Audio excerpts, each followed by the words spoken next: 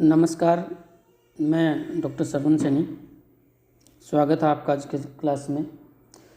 आज की क्लास में अपन चर्चा करेंगे आधुनिक राजनीति विज्ञान का एक महत्वपूर्ण टॉपिक है वैधता की अवधारणा। वैधता को ही औचित्यपूर्णता भी कहते हैं, अंग्रेजी में इसे लेजिटिमेसी भी है वो कहते हैं। इस शब्द की उत्पत्ति जो है लेजिटिमेसी की, जो एक लैटिन भाषा का शब्द है लेजिटिमस से है वो हुई है, जिसका अर्थ होता था कानूनी या विधि संगत। अब हम चर्चा करेंगे वैधता क्या होती है। प्राचीन काल में राजतंत्रीय या जो तानाशाही प्रकृति की शासन व्यवस्थाएं थीं, उन व्यवस्थाओं में वैधता का कोई मतलब नहीं होता था। लेकिन जैसे जैसे लोकतंत्र का विकास हुआ और आधुनिक राजनीतिक व्यवस्थाओं का विकास हुआ, उनमें वैधता एक महत्वपूर्ण तत्व बनकर सामने है वो आया है। आधुनिक लोकतांत्रिक व्यवस्थाओं में किसी भी शासन प्रणाली की वह स्थिति जिसमें जन सामान्य सत्ता को वैध मानता है, जन सामान्य का यह विश्वास कि सत्ता कानूनी है, विधि संगत तरीके से चलाई जा रही है और सत्ता उनके हितों के अनुसार ही चलाई जा रही है, जन सामान्य का यही विश्वास जो है वो वैधता है वो कहलाता है। यानी वैधता एक ऐसी स्थिति का नाम है जिसके अंतर्गत एक राजनीतिक व्यवस्था के जो जन सामान्य हैं उनमें ये विश्वास हो कि सत्ताधारक की सत्ता या सत्ता का प्रयोग स्वीकृत नियमों के आधार पर हो रहा है, या दूसरों शब्दों में कहें कि औचित्यपूर्णता उस सहमति या स्वीकृति का नाम है जो लोगों के द्वारा राजनीतिक व्यवस्था को प्रदान की जाती है।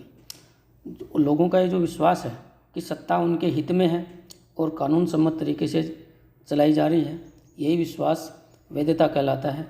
एक तरह से सत्ता को जन सामान्य की जो स्वीकृति होती है उसको भी लोग वैधता है वो कहते हैं। और ये जो वैधता है या लोगों का विश्वास है सत्ता के प्रति या लोगों की जो स्वीकृति है, यह स्वीकृति स्वैच्छिक होती है।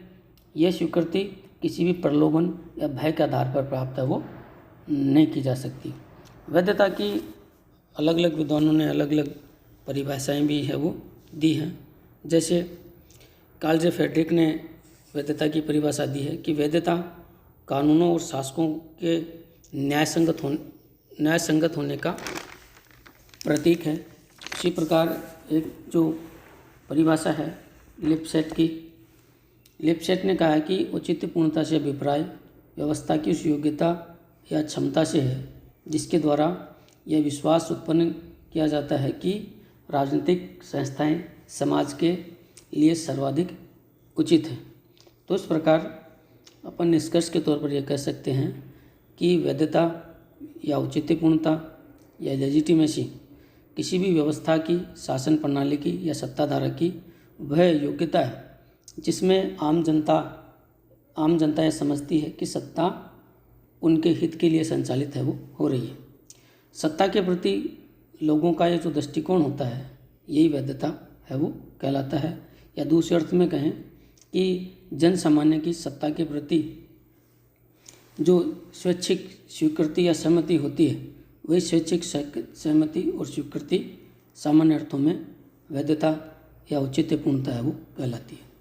और सामान्यतः वैधता ही किसी सत्ता को जो है वो मजबूती प्रदान करती है, शक्ति प्रदान है वो करती है। किसी शक्ति को जब वैधता प्राप्त होती है तभी वह शक्ति सत्ता का रूप धारण वो करती है।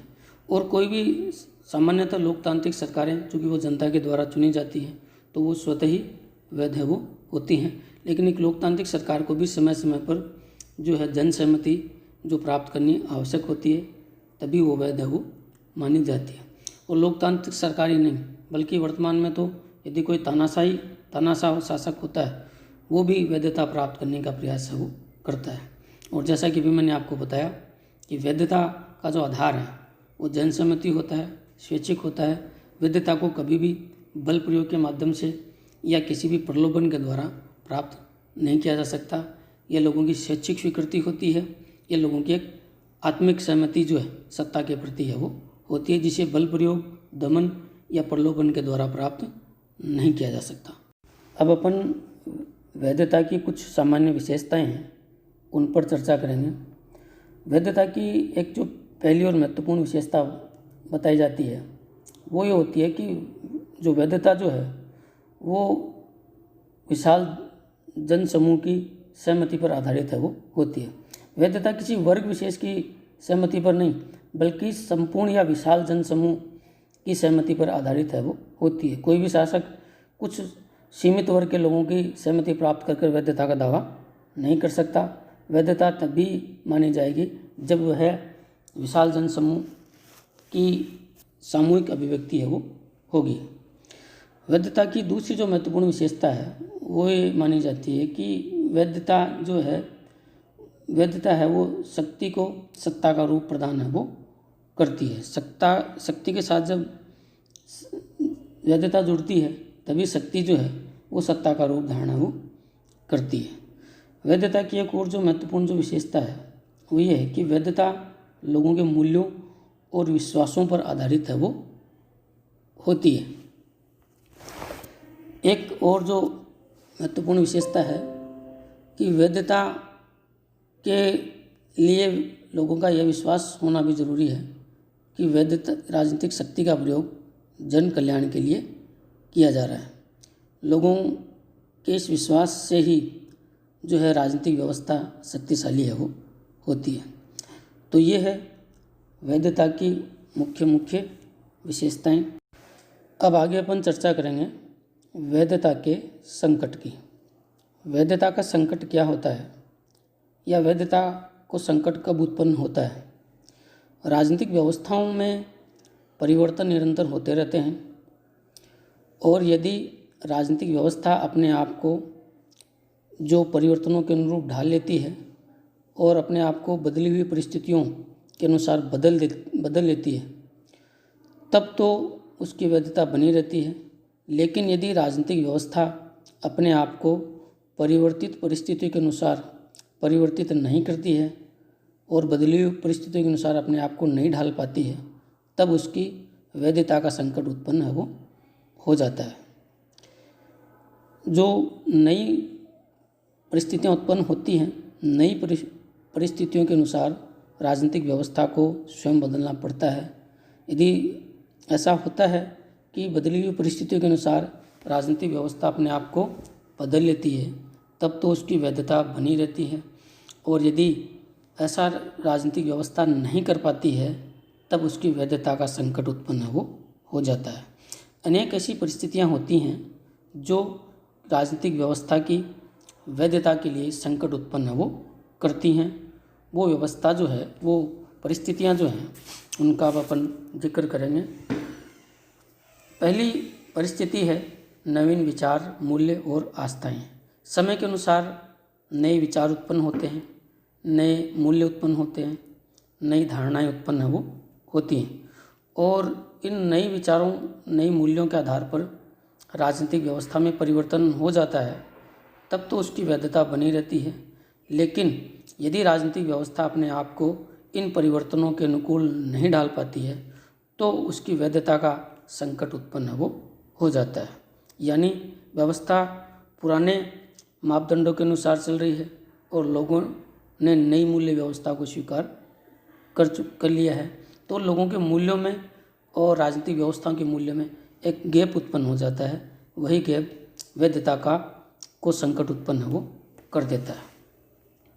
वैधता के संकट के लिए एक और जो कारण उत्तरदायी माना जाता है वो होता है कि जब नई व्यवस्थाओं में जो व्यवस्था नहीं परिवर्तित हो जाती है और शासन प्रणाली की जो संस्थाएं हैं वो परंपरागत रहती हैं और वो परंपरागत संस्थाएं नई व्यवस्था के साथ तालमेल नहीं बिठा पाती हैं, जिसके कारण भी वैधता का संकट उत्पन्न वो हो जाता है। वैधता के संकट के लिए एक जो कारण उत्तरदायी माना जाता है वो ये होता है कि समय के अनुसार बदलाव आते हैं और बदली हुई परिस्थितियों के अनुसार राजनीतिक व्यवस्था में नए लोगों का, नए समूह का प्रवेश होता है। नए समूह राजनीतिक व्यवस्था में सक्रिय है वो होते हैं और नए समूहों का जो पुराने समूह के बीच में जो तालमेल उत्पन्न नहीं होता है, तब भी वैधता है, वो वैधता को चुनौती है वो मिलती है। वैधता के संकट के लिए एक जो कारण माना जाता है, उत्तरदायी माना जाता है, वो होता है राजनीतिक व्यवस्था के बारे में लोगों की शंकाएं। कई बार लोगों में सरकार के प्रति या राजनीतिक व्यवस्था की क्षमताओं के बारे में ये शंका उत्पन्न होती है कि राजनीतिक व्यवस्था या सरकार उनकी मांगों का निस्तारण करने में सक्षम है या नहीं। ऐसी स्थिति में भी जो है वैधता का संकट उत्पन्न है वो हो जाता है। और एक आखिरी जो कारण माना जाता है वैधता के संकट के लिए, वो होता है सरकार या राजनीतिक प्रणाली की प्रभावशीलता खोना। राजनीतिक व्यवस्था की वैधता का संकट तब भी उत्पन्न हो जाता है जब राजनीतिक व्यवस्था या सरकार अपनी प्रभावशीलता खो देती है या उसकी प्रभावशीलता में कमी है वो आ जाती है, तब भी उसकी वैधता का संकट उत्पन्न वो हो जाता है। तो ये थे वैधता का संकट। तो वैधता की अवधारणा के बारे में जो मुख्य मुख्य बातें हैं वो सब मैंने आपको बताने का प्रयास किया है। आशा करता हूँ कि आप वैधता की अवधारणा को समझ पाए होंगे। धन्यवाद।